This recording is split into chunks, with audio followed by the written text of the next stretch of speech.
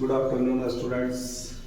जैसा कि हम लोग स्कूल से जो आप लोग को ऑनलाइन क्लासेस मिल रहा है उस श्रृंखला में आपने हिंदी का देख लिया, एसएसटी का देखा होगा, या जो भी वीडियो डाले जा रहे हैं उसको सीरियल वाइज आप देख रहे हैं। उसी क्रम में आपका साइंस का भी ये वीडियो डाला जा रहा है।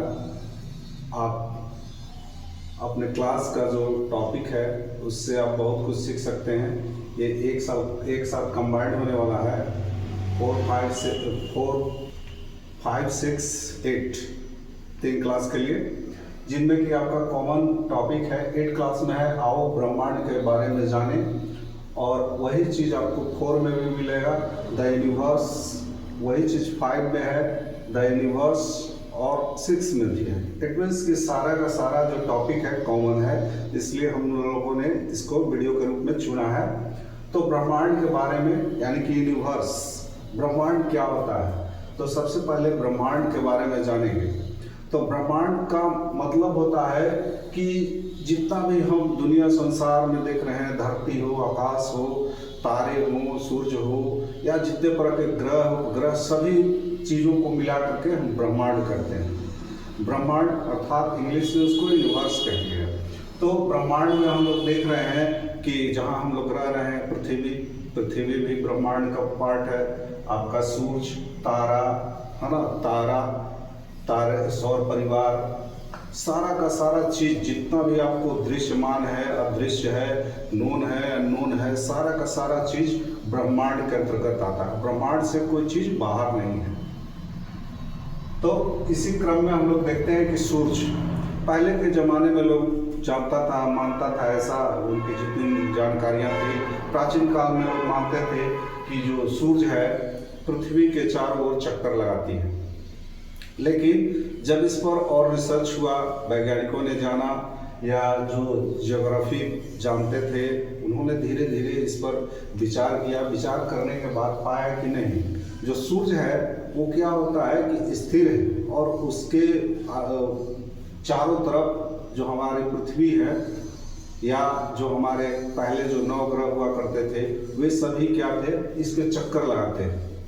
तो पता चला, इसको बताया कोपरनिकस नामक एक ज्योग्राफी के ज्ञाता थे या वैज्ञानिक कहिए उस जमाने के, उन्होंने बताया कि सूर्य स्थिर है और पृथ्वी उसकी चक्कर लगाती है। जिस प्रकार से हम लोग ये समझ सकते हैं कि जैसे आप कहीं की यात्रा कर रहे हो, तो यात्रा के दौरान आपको जब ट्रेन में बैठे हों, बस में बैठे हों, तो देखते हैं कि क्या होता है कि देखेंगे कि आप पेड़ जो है लगेगा आपको कि घूमता हुआ प्रतीत होगा, वो पीछे की ओर छूटते चले जाते हैं और आपकी गाड़ी बढ़ती चली जाती है। तो जो गाड़ी बढ़ता है इट मीन्स कि वो क्या है कि वो पृथ्वी है, और जो घूमता हुआ प्रतीत हो रहा है वो क्या है, एक तरह से सूर्य है, क्योंकि जो सूर्य है वो स्थिर है। उसी प्रकार से जब देखें कि यात्रा के दौरान क्या है, घूम तो हमारी गाड़ी रही है, लेकिन क्या है, पेड़ क्या है, जहीं के तहीं है, लेकिन प्रतीत हो रहा है जब घूमते हुए कि वो भी घूम रहे हैं, लेकिन वो घूमते नहीं है। फिर इसके बाद आकाश में हम लोग तारे को देखते हैं। तारा जो है, तारा जब रात में देखते हैं तो टिमटिमाते हैं। क्वेश्चन उठ सकता है कि भाई दिन में तो हमको तारे दिखते नहीं हैं, ये फिर रात में कहाँ से दिखने लगे। तो जो सूर्य का प्रकाश होता है इतना प्रकाशमान होता है, इतना चमकीला होता है, जिसके चलते क्या होता है कि तारे हमें दिखाई नहीं देते हैं। उसके बाद जब रात होती है, शाम हो जाती है, सूर्य का प्रकाश या उसकी जो इंटेंसिटी है लाइट की वो कम हो जाती है, हमारे पृथ्वी पर कम रोशनी आती है या नहीं आती है, पूरी शाम हो जाने पर, रात हो जाने पर, तब हमारे तारों का टिमटिमाना हम लोग देख सकते हैं और तारे हमें दिखाई देते हैं। तो इसका मतलब है कि फिर एक क्वेश्चन आता होगा कि आखिर तारे टिमटिमाते क्यों हैं। तो तारे टिमटिमाने का कारण होता है कि प्रकाश का परावर्तन।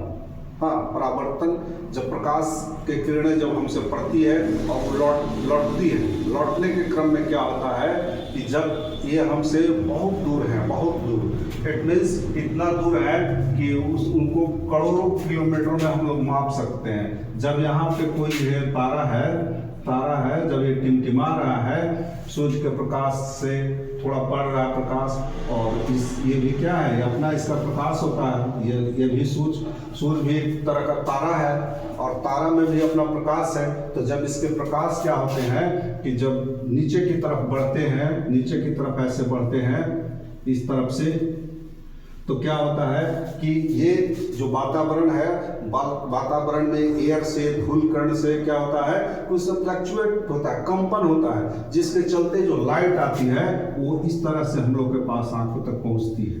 तो जब हम लोग यहाँ पर दृश्यमान होते हैं, यहाँ पे देखते हैं, तो हमको लगता है कि वो टिमटिमा रहा है, जबकि वो टिमटिमाता नहीं है, वो स्थिर है।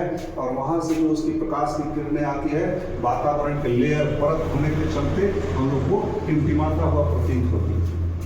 इस क्वेश्चन का जवाब मिल गया कि तारे क्यों टिमटिमाते हैं।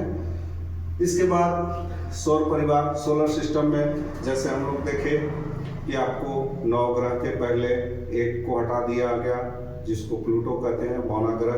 तो क्यों हटा दिया गया, उसका भी अपना कारण है। फिर भी वैज्ञानिक लोग क्या कर रहे हैं कि 9वें ग्रह के खोज में लगे हुए हैं कि शायद हो सकता है कि दूसरा कोई ग्रह है जो कि ये सौर परिवार को 9 ग्रह जो पहले था उसी को फिर से फिट कर दे। लेकिन इसका कारण हो सकता है कि आखिर उनको बौना ग्रह क्यों कहा गया। हाँ, सूर्य जो है, पृथ्वी जो है, सूर्य के चारों ओर चक्कर क्यों लगाती है। सबसे बड़ा प्रश्न है कि सूर्य स्थिर है लेकिन पृथ्वी चक्कर क्यों लगा रही है, सूर्य के चक्कर क्यों लगा रही है। तो जैसा कि हमने आपको क्लास में बताया था कि एक ग्रेविटेशनल फोर्स होता है। ग्रेविटेशनल फोर्स अर्थात हिंदी में उसको गुरुत्वाकर्षण बल कहते हैं। तो गुरुत्वाकर्षण बल जिसको छोटे जी से हम लोग डिनोट कर रहे थे, जी बराबर 9.8 मीटर पर सेकेंड था, है ना। तो ये इसका एक तरह का आकर्षण बल होता है। मान लिया जाए कि अगर सेंटर में अगर सूर्य है तो इसके चारों तरफ जितने भी ग्रह होंगे 8 ग्रह होंगे। 9 ग्रह इसलिए नहीं कर रहे हैं कि प्लूटो को 2006 में खगोल शास्त्रियों ने इसे ग्रह के दर्जा छीन लिया या समाप्त कर दिया। तो 8 ग्रह जो है, जो ग्रह सूर्य का जितना नजदीक होगा, इट मीन्स कि जो जितना नजदीक होगा उसके पास उतनी ज्यादा क्या होगी, मिलेगी ग्रेविटेशनल फोर्स। मतलब ज्यादा से ज्यादा ग्रेविटेशनल फोर्स, मतलब सूर्य से आकर्षण का बल इसको ज्यादा मिलेगा, तो ये ज्यादा तेजी से घूम सकता है। तो ज्यादा तेजी से घूमने के कारण क्या होता है कि ये क्या होता है कि मात्र 88 दिन में अपना ये चक्र पूरा कर लेता है, एक राउंड पूरा कर लेता है। ठीक उसी का उसके बाद आता है दूसरा ग्रह है बुध के बाद मंगल है। इसके बाद तीसरे नंबर पर शुक्र का है और चौथे नंबर पर हमारी पृथ्वी का है।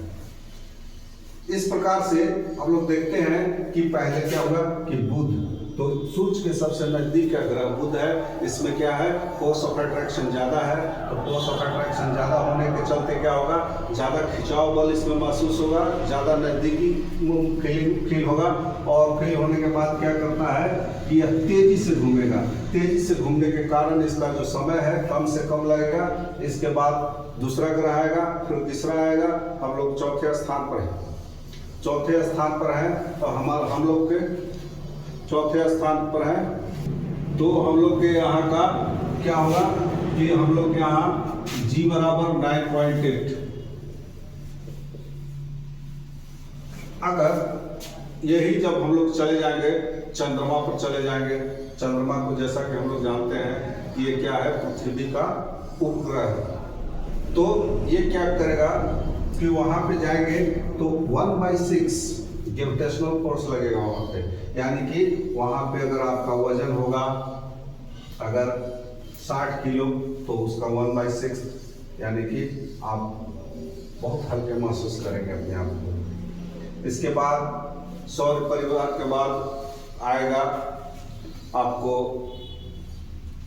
सौर परिवार के बारे में देख लिए, सबका अपना घूर्णन गति है। घूर्णन गति है ग्रेविटेशनल फोर्स के अनुसार, उसी के अनुसार समय लगता है सब में। किसी में 88 दिन लग रहा है, किसी में 600 से ऊपर दिन लग रहा है, लेकिन हमारे पृथ्वी में केवल मात्र लग रहा है कितना, 365 दिन। 64 दिन होता है, 364 दिन कुछ घंटे, उसको एक ईयर काउंट कर लिया जाता है। 65 कुछ मिनट होता है, उसको घंटा में बदल करके फिर दिन में कन्वर्ट किया जाता है, एक दिन बढ़ जाता है, अप्रॉक्स मान लिया जाता है 365 डेज। तो इस प्रकार से हमारे पृथ्वी जो है सबसे ज्यादा रहने लायक कहने का मतलब कि यहाँ की जलवायु जो है मनुष्य के अनुकूल है। दूसरे ग्रहों पर जाएंगे, जैसे मंगल की अगर बात ले लें तो मंगल पर दिन का तापमान हो जाता है 45 डिग्री सेंटीग्रेड और रात का टेम्परेचर हो जाता है -18 डिग्री सेंटीग्रेड। तो इस प्रकार से हम लोग देखते हैं कि एक तो गर्मी भी है और बहुत ज़्यादा सर्दी है, प्लस में जो हमारे श्वसन के लिए जो गैसेस जरूरी होती हैं वे गैसेस वहाँ पर उपलब्ध नहीं हो पाती हैं, जिसके कारण जो हम लोग वहाँ पे अभी जीवन की कल्पना नहीं कर सकते। और जो है सभी जो ग्रह है क्या कर रहे हैं, सूर्य के चक्कर लगा रहे हैं, लेकिन कुछ ऐसे ग्रह हैं जैसे सभी क्या करते हैं कि आपको इस टाइप से, मतलब पश्चिम से पूरब की ओर चक्कर लगाते हैं। लेकिन दो ऐसे ग्रह हैं, एक बुध है और एक शुक्र है। बुध और शुक्र क्या करते हैं कि इसका जस्ट विपरीत, ये क्या करते हैं कि ये पूरब से पश्चिम की ओर घूमते हैं, सारा का सारा इधर से घूमेगा और ये क्या करेंगे, जस्ट इसके ऑपोजिट डायरेक्शन में घूमेंगे। यहाँ पे आपको क्या मिलेगा, ये पथरीली जमीनें हैं। मंगल पे अगर हम लोग जाने तो मंगल पर क्या है, धूल भरी आंधियां हैं, लाल कलर की मिट्टी है, क्योंकि वहाँ पे जो फेरस ऑक्साइड होता है, आयरन होता है, जिसके चलते वहाँ का जो मिट्टी का रंग जो है लाल हो गया है। और वहाँ पे हाइड्रोजन और हीलियम जैसे, हाइड्रोजन और हीलियम नामक दो जो गैसेस हैं, ये आपको मिलेंगे आपको बृहस्पति और शुक्र ग्रह पर, जो कि ये देखते हैं कि हाइड्रोजन और हीलियम, ये हीलियम तो इनर्ट गैस है, अक्रिय गैस है, लेकिन जब अगर हाइड्रोजन का अगर हम लोग देखते हैं तो 2 हाइड्रोजन मॉलिक्यूल और 1 ऑक्सीजन मॉलिक्यूल करके यही जो है आपको जल का निर्माण करता है, जो क्या है जीवनदायी होता है। लेकिन वहाँ पे ऐसी व्यवस्था नहीं है, बर्फ है लेकिन क्या है कि वहाँ पे पानी नहीं है। लेकिन ये बर्फ कब पिघलेगा, क्यों पिघल नहीं पाएगा, उसका कारण है कि सूर्य से उसका जैसे जैसे उसका डिस्टेंस बढ़ता चला जाएगा, उसकी क्या होगी, सूर्य तक गर्मी पहुंचने की जो मात्रा है वो कम होता चला जाएगा। तो जब तक सूर्य की पूरी गर्मी नहीं मिलेगी वो नहीं पिघल सकता है। और ग्रहों पर देखेंगे तो हम लोग के यहाँ केवल एक चंद्रमा है और बुध और शुक्र के पास क्या है, कोई चंद्रमा नहीं है इनके पास। ये पूरी तरह से एकदम पथरीली ऐसे टाइप सा है, पहाड़ टाइप सा, जो पथरीला है जो स्थान होता है उस टाइप से। लेकिन यहाँ पे देखेंगे कि शनि ग्रह पे, शनि और बृहस्पति के पास क्या है कि एक से अधिक चंद्रमा है। तो समझ लीजिए कि जहाँ एक से अधिक चंद्रमा है, चंद्रमा क्या होता है, ठंडा होता है। तो ठंडा होने के चलते क्या होगा कि ये बर्फ कभी पिघलेगा नहीं। अगर वहाँ पे बर्फ भी होगा तो बर्फ पिघलेगा भी नहीं, और वो जो है टेम्परेचर वो माइनस में बना हुआ रहेगा, जो कि मानव के अनुकूल रहने के अनुकूल नहीं होता है। इसके बाद हम लोग चलेंगे और आगे चलेंगे तो सौर परिवार में ग्रह देख लिए, फिर उल्काएं होती है। उल्काएं क्या होता है, क्षुद्र ग्रह क्या होता है, हाँ, ये सारा चीज को हम लोग 1 बाय 1 करके देखते चलेंगे। फिर देखेंगे ध्रुव तारा क्या है, सप्तर्षि क्या है, ये सभी उपग्रहों, क्षुद्र ग्रहों, उल्काओं के बारे में हम 1 बाय 1 करके डिटेल में सबको हम लोग जानेंगे। आज तक के लिए इतना ही, धन्यवाद।